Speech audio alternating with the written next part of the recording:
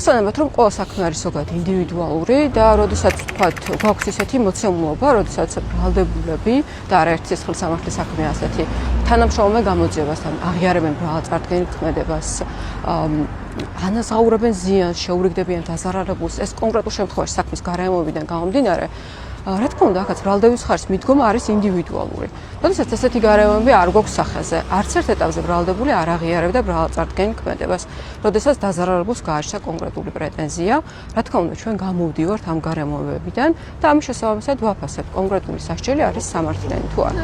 ანუ რა არის თქვენი სასჯელი მოთხოვნა და რა? სასჯელის დამძიმება, როგორც გითხარით, ამას ითხოვს ბრალდების ხარი. და რატომ ამაზეც გიპასუხეთ? ანუ ამ შემთხვევაში 4 წელი და 4 წელიწად ნახევარი აქვს მათე დევიზის, რომელიც არის 20 წლის განმავლობაში. ანუ ამ შემთხვევაში, ანუ რატომ არ არის პროკურატურისთვის საკმარისად მძიმე სასჯელი?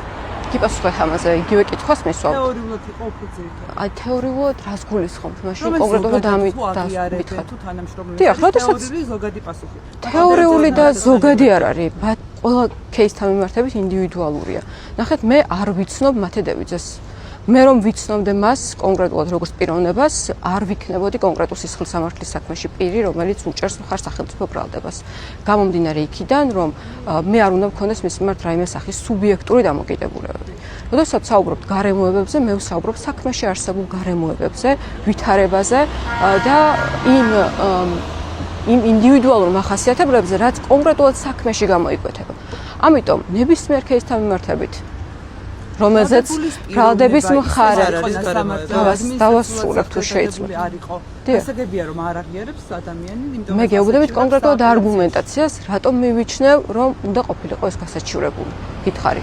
ისეთ ვითარებაში, როდესაც დაზარალებული იყო არაერთი პირი, როდესაც ქმედება არის ხელისუფლების წარმომადგენლის, ამ კონკრეტულ შემთხვევაში პოლიციის თანამშრომლების წინააღმდეგ მიმართული, რომელთა უპირობო ვალდებულება არის სწორედ კანონის დაცვა და ასეთი ტიპის მოქმედება არის განხორციელებული, მივიჩნევ, რომ ეს ქცევა პირს ახასიათებს არაკანონმორჩილად. შესაბამისად, ჩემთვის სხვა მნიშვნელოვანი გარემოებები, რომელიც თქვათ მათ მევინებდა იმას, რომ ეს ასე არ არის და ეს პირი არის კანონმორჩილი, საქმეში არ გამოკვეთილა. ამიტომ გაუგებარი და დამატებით რა არგუმენტაციას მითხოვთ, ეს არის თითოეულ შემთხვევაში საერთო სურათი, როდესაც ვაფასებთ არის თუ არა სასჯელი რელევანტური და როგორც გითხარით, ამ შემთხვევაშიც ხელმძღვანელობ იმ საერთო კრიტერიუმებით, რომელსაც მოგახსენეთ რამდენიმე წუთის წინ.